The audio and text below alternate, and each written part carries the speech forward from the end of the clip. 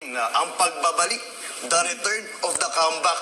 Yan, si Ma'am Dr. Lorraine Maribadoy. Pagbati po muna, Dr. Lorraine. Sa aking mga pinakamamahal na mga kababayan, maraming salamat at nagsasama na naman tayo sa isang araw na ipinaglalaban natin ang mahal na Pilipinas. Pumayag na patahimikin ng mga mapang-abuso sa ating lipunan. So, isang panalo ito para sa Pilipinas at I'm so proud of us as a nation. Amazing! Ng pasasalamat. So, taus-puso ako nagpapasalamat sa lahat ng lumaban para sa amin ni Eric nung kami ay nadetine na illegally at arbitrarily ng Kongreso. Maliwanag sa amin ni Eric na hindi lang namin ipinaglalaban ang mga sarili kundi mas mahalaga ang mahal nating Pilipinas. Liwanag pa sa sinag ng araw ng watawat ng Pilipinas na wala silang karapatang patahimikan ang press at tanggalan ang karapatan naming kasama na dito, ang karapatan na mamahayag ng malaya at ang karapatan magsalita na walang takot at busalan at ang kalayaan namin na hindi kami madetine. Na natakot ang mga abusado at aroganteng kongresista sa pinakamataas na hukom, ang Supreme Court, na ideklara ng maliwanag na kalabisan at pang-aabuso ang sinapit namin ni Eric sa mga kamay nila. Nakasama ang Supreme Court at ang ating mga AFP, ang pinakamalakas na pwersa dito ay ang taong bayan at natakot ang mga abusado sa Kongreso. Kasama dito, tayo ay nagkapit-bisig. Hindi nila tayo matatalo. So maraming salamat at worth every second that we were there. Nanalo tayo, Pilipinas. Itong araw na dinetina kami, you are worth every second that we were there.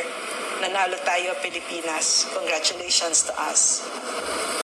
So yun po guys, natunghayan nyo na ang aking introduction. Ito po yung patungkol sa kanyang statement, mensahe sa ating mamayang Pilipino at bilang pasasalamat sa patuloy nating pagsuporta sa kanila nung sila ay nakadetine sa loob ng House of Representatives doon sa Kongreso. So tunghayan po natin yung kanyang statement at pasasalamat. At siya ay nakabalik na muli sa laban kasama ang bayan sa kanilang platform at nagsimula po ulit siyang maging co-anchor ng laban kasama ang bayan. So simulan na po natin guys ang kanyang statement o talumpati, pagpapahayag ng pagpapasalamat. Ito na po siya. At bago po tayo magsampol guys, maraming salamat po sa aking mga viewers at lalo na sa aking mga subscriber na patuloy na sumusuporta sa ating YouTube channel DIY KKB Informative. Maraming salamat po. So ito na po si Miss Lorraine Badoy.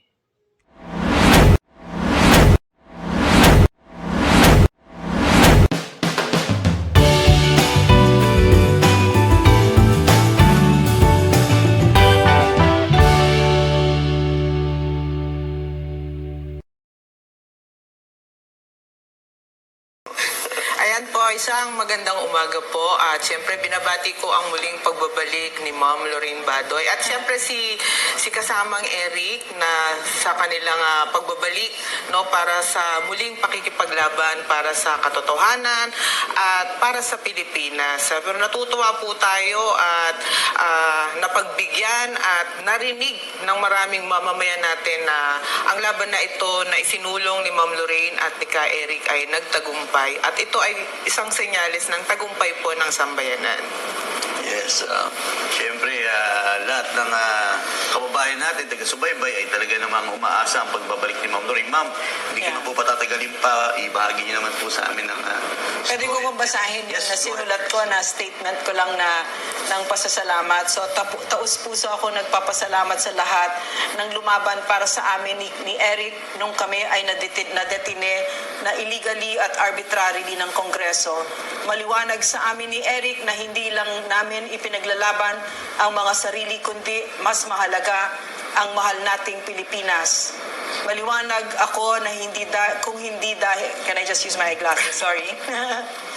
Maliwanag ako na hindi dahil sa mabubuti nilang puso, yung humanitarian reasons na dinadahilan nila kung kaya kami pinakawalan ng Kongreso, kundi dahil sa naging mas maliwanag pa sa sinag ng araw ng watawat ng Pilipinas na wala silang karapatang patahimikan ang press at tanggalan ang karapatan naming kasama na dito ang karapatan na mamahayag ng malaya at ang karapatan magsalita na walang takot at busalan at ang kalayaan namin na hindi kami madetine. At yun ay dahil sa nagkakapit-bisik tayong lahat at hindi pumayag na magpalupig sa makapangyarihang mapang-api. Maraming salamat sa mga graduates ng Philippine Military Academy.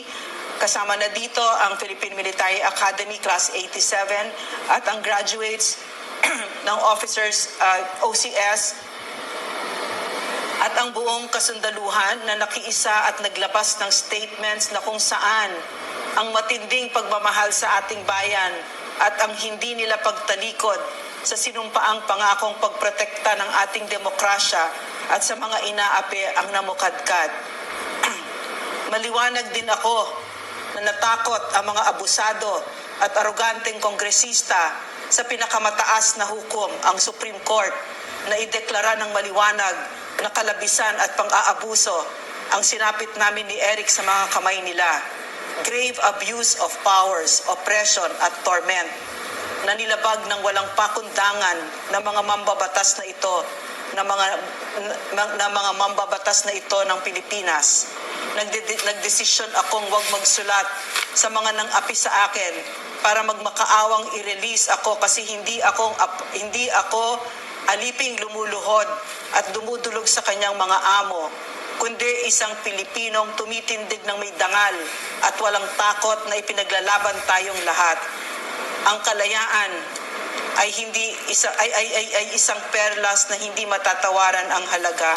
Pinakita nating lahat sa buong mundo at ang mga nagbabalak abusuhin tayo at lalong-lalo na sa sarili at sa isa't isa na malaya tayo at hindi palulupig. Maliwanag din sa akin na kasama ang Supreme Court at ang ating mga AFP, ang pinakamalakas na pwersa dito ay ang taong bayan at natakot ang mga abusado sa Kongreso. Kasama dito, ang CPP, NPA, NDF na nagmaniobra lahat nito, yung paggamit ng ating Kongreso bilang isang weapon para supilin tayong lahat na tayo ay ang pinakamalakas na pwersa dito ay kayo, ang taong bayan, at narinig kayo at natakot sila. So maraming salamat na pinakita natin that we are a force to reckon with, na pag tayo ay nagkapit-bisig, hindi nila tayo matatalo. So maraming salamat at kung ano man yung sakripisyo na ibinigay namin ni Eric nung 7 araw na dinetina kami, you are worth every second that we were there. Nanalo tayo, Pilipinas. Yun. Congratulations to us. Oo. That's it. So, yun po. Maraming salamat, Natunghayan niyo na Ma'am po Lorraine. ang At gaya nga ng ating sinasabi, statement ng ating buting anchor ng laban kasama ang bayan na si Miss Lorraine T. Badoy. So, napakaganda po ng statement niya. At siya po ay tunay na nagpapasalamat sa mamayang Pilipino dito sa Pilipinas sa pagsuporta natin. At alam ko naman, maraming yung sumuporta dito. At kagaya ng PMA graduates, yung iba, mga retirado na, talagang sumuporta sila ng lubos dito sa paninindigan ng ating buting news anchor na si Miss Lorraine T. Badoy. So, maraming salamat po guys. Hanggang dito na lang. At ang aking mumunting video. At natunghayan nyo ang statement ng ating kagalang-galang na si Miss Lorraine Badoy ng Laban Kasama ang Bayan. So, thank you very much po sa aking mga viewers at lalong-lalo na sa aking mga subscribers na patuloy na sumusuporta sa aking YouTube channel DIY KKB Informative. At sinasabi ni DIY KKB Informative, keep safe, God bless, and you have a great day. See you on my next vlog. Maraming salamat po.